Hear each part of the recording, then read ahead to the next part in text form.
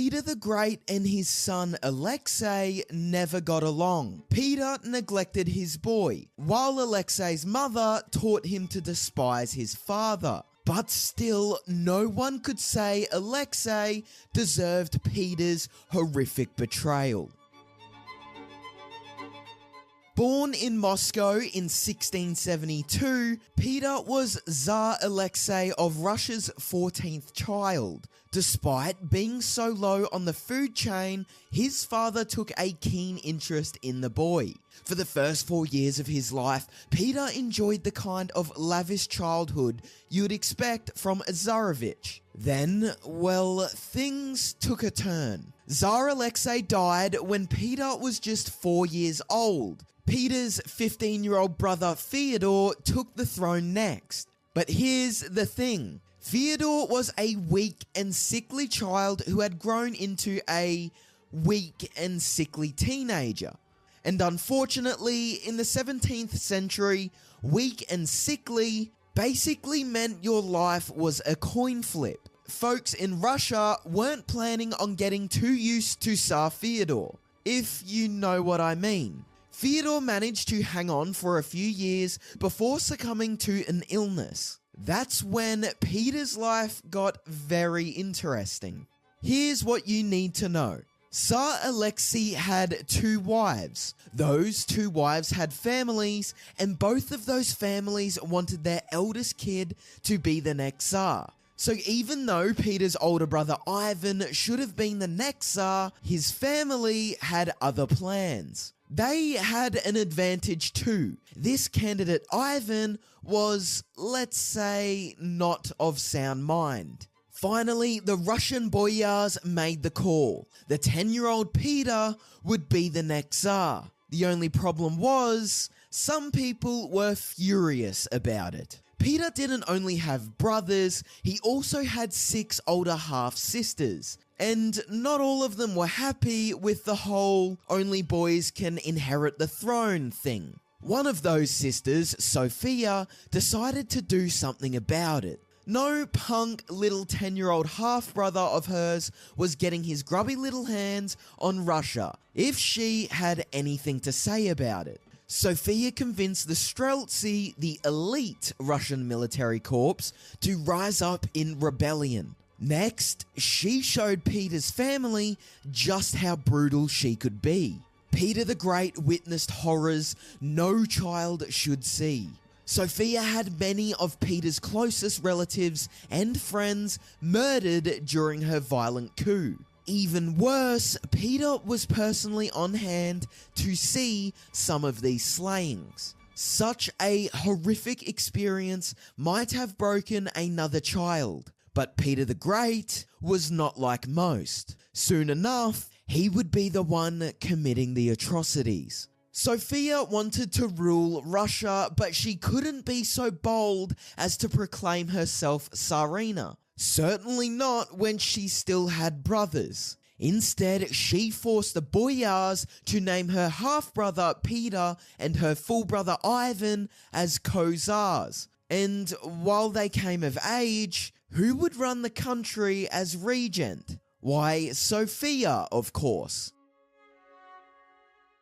Tsars can't spend their days playing with toys. They need to get married and have babies. Against Peter's will, his mother pushed him into a marriage with Eudoxia Lupakina, the daughter of a minor Russian noble. Now, maybe Eudoxia thought she'd hit the jackpot. One day, she was a nobody aristocrat, the next, she was the Tsarina of Russia. Unfortunately, this was no fairy tale. This was more like a horror story. What can we say? Peter the Great really didn't want to marry Eudoxia Lupakina. He never treated her well, and they remained cold and distant for the duration of their marriage. But that doesn't mean Peter wasn't interested in women, just not his wife. He quickly took a Dutch woman named Anna Mons as his mistress. Unlike his wife, Peter adored Anna, and that brought a lot of power and influence to her and her family. But first, Peter needed to get real power. By the summer of 1689, Peter was 17, unhappily married, and finally tired of playing with boats. He was ready to take what was his. Though it was all happening behind the scenes, there was a Cold War breaking out in Russia. Peter versus Sophia. But who would come out on top? I think you already know the answer. Surprise, surprise, there were lots of people in Russia who despised the autocratic Sophia and her machinations. They flocked to Peter's side, and after a power struggle, the Tsar came out on top. His retaliation against Sophia was devastating. Peter forced her to forsake her name, her titles, and her position in the royal family. Then he locked her away in a convent where she quickly wasted away, passing within 6 years. Now it was finally time for Peter to take control. Or was it? Even though Sophia was gone, Peter still didn't rule Russia outright. Sure, he still had a co-czar in his older brother Ivan, but that's not what we're talking about. No, it was Ivan's mother Natalia, who was the real rival. Still kicking around after all these years, she ruled in her son's stead. It was only after Natalia passed in 1694, followed soon after by Ivan 2 years later, that Peter finally got the keys to the castle. By that time, he'd grown into a formidable young man indeed. Peter the Great was a force of nature, and he was about to start proving it. When Peter finally took charge in Russia, he looked out at his tsardom, and he didn't like what he saw. It was now almost 1700, and compared to the West, Peter thought Russia was still in the Stone Ages. He soon implemented vast reforms that touched almost every aspect of Russian life. His goal was to bring Russia into the 18th century. Well, plenty of people liked things the way they were. Things were about to get bloody. Surprise, surprise, when Peter the Great tried to completely change everything about Russian life in the blink of an eye, people revolted. Rebellions sprang up all across Russia, but Peter the Great was not someone you wanted to cross. He must have learnt a thing or two from his older sister Sophia, because the brutal tactics he used to put down rebellions struck fear into the hearts of anyone who thought about disobeying him. The little boy who had seen his own family members slaughtered in front of him was now butchering rebels by the thousands. Oh, and he was a daddy too. Alexei Petrovich, Peter's son and heir, was born in 1690. But Peter didn't exactly dote over the boy. He was out modernizing Russia. While he was out modernizing Russia, he left his wife and son by their lonesome. And anyone who says that absence makes the heart grow fonder never met these two. Eudoxia despised her husband for abandoning her, and she raised her son to hate him just as much. After their time apart, Peter turned to the next order of business: divorce. He'd never wanted to marry Eudoxia anyway, and now that he was the head honcho, he figured he'd do whatever he wanted. He dropped her like a bag of hammers and banished her to a convent. She'd spent 9 miserable years married to him, given him a son, and now she had to become a nun against her will. But Peter wasn't done ruining her life just yet. His cruelest act was yet to come. At first, you might think Eudoxia got lucky. The convent where Peter sent her didn't particularly care to force her to become a nun against her will, at least not in the traditional sense of the term. The former Tsarina got to live a fairly normal life. She even found herself a lover. But oh, that poor man, he had no idea what he was getting into. Peter the Great expected his ex to be living a miserable life as a nun, not sleeping around with some local hunk. When he found out about the affair, he reacted in the way you'd expect him to. he had Eudoxia's lover executed, but not just by some simple hanging. According to legend, he had the man slowly impaled on a stake. Oh, and he made Eudoxia watch. And yet somehow that barely even makes the list of top 10 most disturbing things Peter the Great ever did. After his fling with Anna Mons and a rotating cast of mistresses, Peter finally found something resembling love with his second wife, Catherine. But he was still Tsar, and of course he just had to have some mistresses. He started seeing Mary Hamilton, one of his wife's lady-in-waiting, in 1713. She was gorgeous and exciting, and Peter had to have her. They embarked on a passionate affair. For a few years there, things looked pretty good for Mary Hamilton. She lived a lavish life, and she even had the Tsar's ear. But remember how people around Peter the Great tended to die absolutely horrible deaths? Well, it was probably for the best if Peter the Great didn't know your name. When one of Hamilton's ex-lovers happened to get arrested, he accused her of adultery and abortion. Now, that was already a crime in Russia, but there was a chance that Hamilton's child might have been Peter's. After brutally extracting a confession from her, Peter had his lover beheaded. But in classic Peter the Great fashion, he had to do it in the most messed up way possible. According to legend, Peter promised his one-time lover that he would not allow the executioner to touch her after the deed was done. The sword fell, Peter strolled over, picked up Hamilton's head, and spoke to it for a while. Then he gave it a kiss, before simply throwing it away. And I hate to say it, but that's still not the most twisted thing he ever did.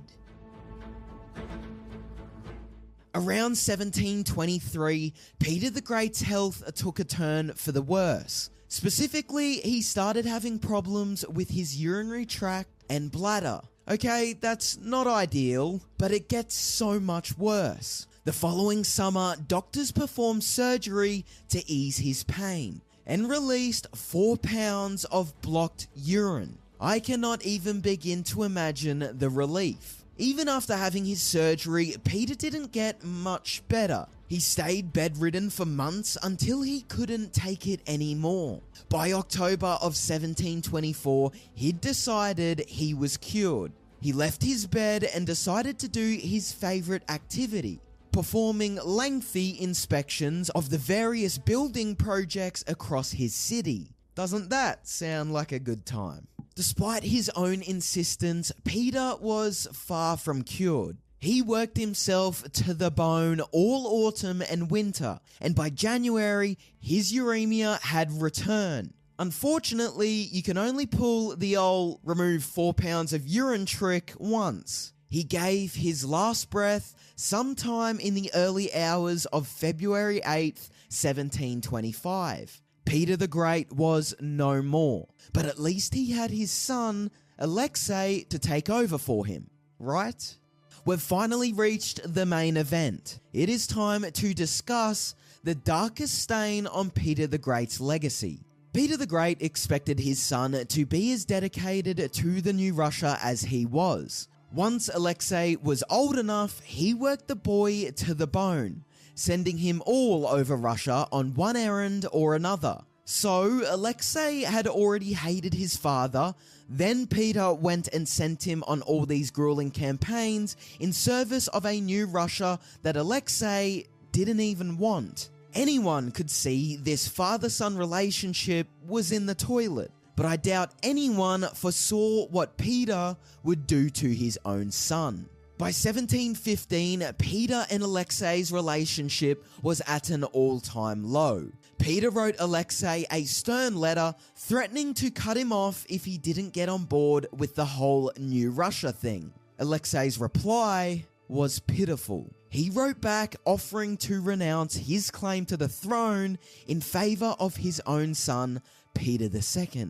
By this point, Peter was out of patience. He agreed as long as Alexei would agree to become a monk. Either way, he told Alexei to join him right away, no more funny business. And what did Alexei do? More funny business.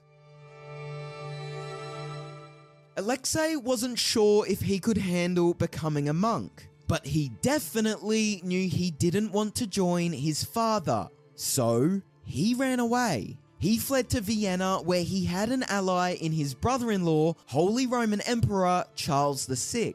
Charles knew better than to get involved in Russian politics, but he also knew Peter was totally insane and might very well murder his own son. Against his better judgment, Charles helped Alexei, stashing him away in a castle in Naples. How do you think Peter took it? Peter was furious when he found out Charles had helped his son, but he blamed Alexei for it more than Charles. His own son rebelling against him and taking refuge with a foreign power? That was too humiliating to take. So he put his best man on the job. Count Peter Tolstoy was essentially Peter's fixer. If Peter needed something shady done, he turned to Tolstoy. Tolstoy went to Naples personally. What he said to Alexei is lost to history, but whatever it was, it worked. Alexei Petrovich agreed to return to Russia, but only if Peter agreed to not punish him at all, and to let him live out his life quietly and comfortably on his estates with his mistress Afrosinia. Peter, excited to have this whole humiliating affair behind him, agreed immediately. But Peter had an incredibly cunning ace up his sleeve. He lied. The second that Alexei stepped back on Russian soil, Peter had him locked up and put to the question. Sure, he'd agreed that he wouldn't punish Alexei, but if Alexei was guilty of treason, then all bets were out the window. And the thing about Peter's methods is they were really good at getting whatever confession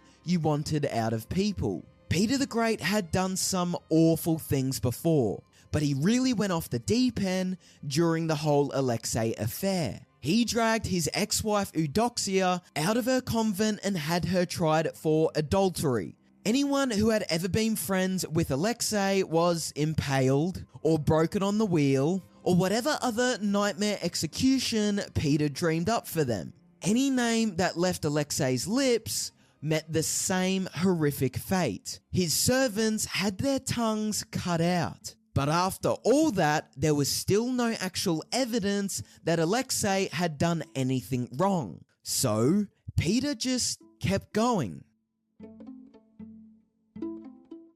After weeks of unimaginable torment, the worst thing they could get Alexei to admit was that he had at one point wished his father was dead. To Peter, that was tantamount to treason, but not quite a good enough reason to embark on this whole gruesome affair. Even after a court declared Alexei guilty of treason and sentenced him to death, Peter still didn't quit. He needed Alexei to admit to it all, as if to prove to himself that all of this was worth it. Well, in the end, fate made the decision for him. Tsarevich Alexei Petrovich returned to Moscow on January 31st, 1718. He endured his father's brutal questioning methods for nearly 5 long months. But in the end, his feeble body simply couldn't take it anymore. 2 days after the courts laid down their sentence, Alexei's heart simply gave out. As for the lineage, when Peter passed, his wife Catherine took the throne, followed by Alexei's son, Peter II. Peter the Great, for all of his horrible flaws, did certainly leave his mark. Under his watch, the Tsardom of Russia grew into the formidable Russian Empire, making himself the first emperor of all Russia. He accomplished more than perhaps any other Tsar or Tsarina in Russia's history. And he was a horrible man. Thanks for watching History Expose. If you love uncovering the best stories in history, hit like and subscribe to keep exploring with us. Don't forget to visit our main page, Factinate, for more incredible facts about everything.